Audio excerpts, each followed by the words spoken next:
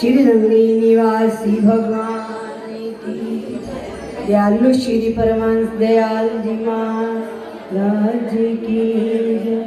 श्री स्वामी जी महाराज की जय। श्री सतगुरु भगवान के चरणों में कोटि कोटि नमन।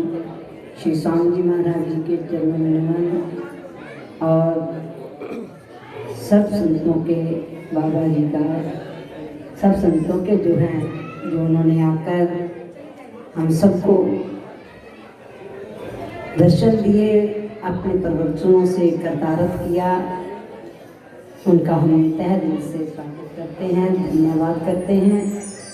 और दूर दूर से आई हुई सब संगत को हमारी तरफ से हार्दिक से अभिनंदन है, जिन्होंने अपना समय निकालकर सत्संग के अंदर भंडारे की शोभा बढ़ाई है, उनका भी मैं धन्यवाद करती हूँ। आज आप लोगों ने सब कुछ महापुरुषों के मुखारबिंद से सुना। एक समर्पित भाव की बात चल रही थी।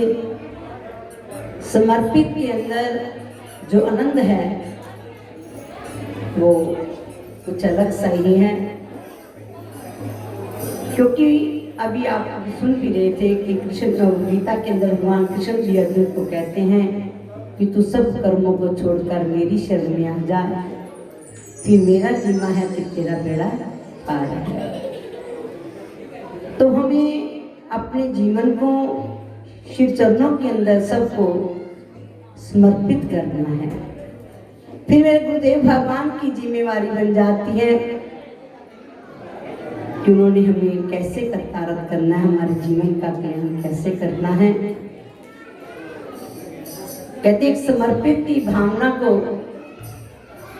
भगवान बहुत ऊंचा दर्जा देते हैं।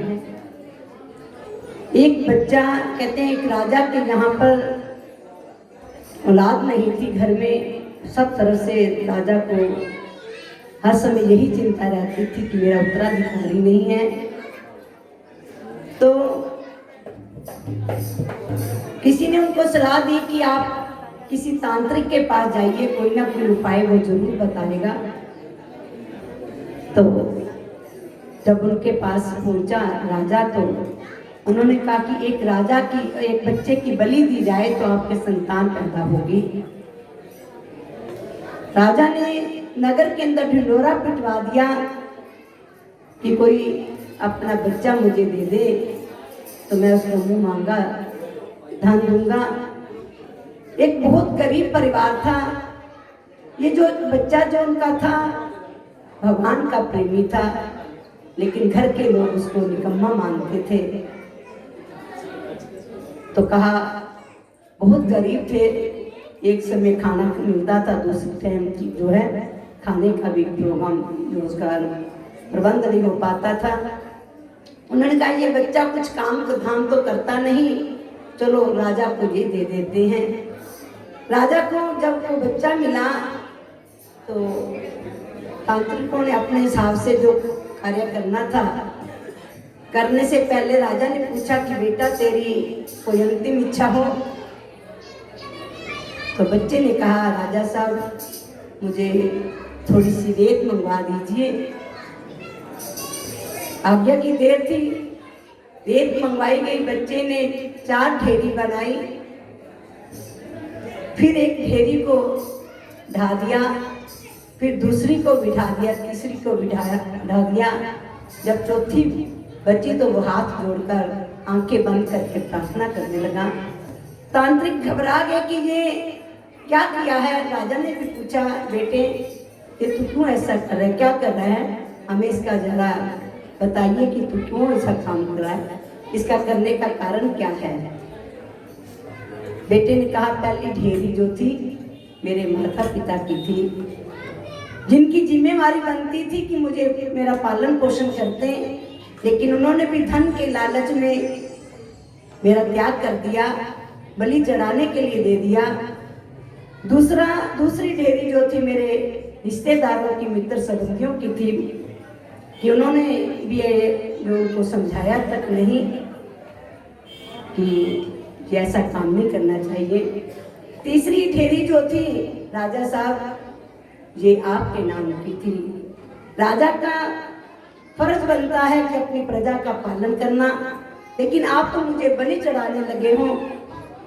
तो मेरी आपसे भी आस टूट गई। जो चौथी ढेर थी वो मेरे भगवान की है। मैं अब उन्हीं से प्रार्थना करता हूँ, प्रभु जो आप चाहते हो सो जो आपको अच्छा लगे वो मेरे साथ करना। तो राजा का एकदम मन बदल गया। इतना संस्कारी बच्चा जिसने सब पर आस छोड़कर एक भगवान के पर जो है प्रार्थना की है, भगवान पर भरोसा रखा है, तो एकदम जैसे उनके विचार, राजा का भी मन बदल गया कि ये संस्कारी बच्चा जो जिसको आज मैं बलि चढ़ाने जा रहा था, हो सकता है कि इसकी बलि चढ़ने के बाद भी मेरे घर संतान ना हो, क्यों ना मैं इस बच्चे को ही अपना बच्चा बना लूं। कहते हैं जो भगवान पर भरोसा रखता है, भगवान पर जिसकी आस होती है, भगवान उसका पूरा पूरा साथ देते हैं। तो राजा का मन बदल गया। उसी समय राजा ने अपना राजकुमार घोषित कर लिया। ये स्थिति कब पैदा हुई? जब उसने भगवान का आश्रय लिया। तो हम भले ही संसार में रहें, गृहस्थी में रहें, लेकिन मन से हम उनके चरणों में समर्पित रहेंगे तो भगवान हमारे हर कदम कदम पर हमारे साथ होते हैं। जो उनका आश्रय लेता है उसका कभी बाल भी बांका नहीं होने देते। इसलिए जहाँ भी रहें, फर्ज है, ये संसार की ड्यूटियाँ हैं, सब ने देनी है, लेकिन उनके बनकर रहेंगे तो हमारा जो है कोई बाल बांका नहीं कर सकेंगे। कहाँ तो वो बच्चा बलि चढ़ने जा रहा था, कहाँ राजा ने राजकुमार घोषित कर दिया। ये कृपा किसकी थी? प्रभु की थी, जो उसका मन परिवर्तन कर राजा का मन जो है बदल दिया। तो हम भी अपने इष्ट देव के साथ हमेशा जुड़े रहें। कहते हैं ना, तभी तो महापुरुष कहते हैं श्वास श्वास सिमरन करें, उठते बैठते सोते जागते खाते पीते, उसी का जब ध्यान रहता है तो दुनिया की कोई ताकत नहीं जो हमें हिला सके। इसलिए ज़्यादा न कहते हुए हमें अपने जीवन में जहाँ भी रहें, जिस स्थिति में रहें, अपने प्रभु के साथ जुड़े रहिएगा तो हमारे जीवन का उनको पता है कि उन्होंने हमारा कल्याण कैसे करना है, हमारा कोई बाल भी बांका नहीं कर सकेगा। बोलो श्री गुरु महाराज की, बोलो साचे दरबार की, श्री नंगली निवासी भगवान की, दयालु श्री परमहंस दयाल जी महाराज की, श्री स्वामी जी महाराज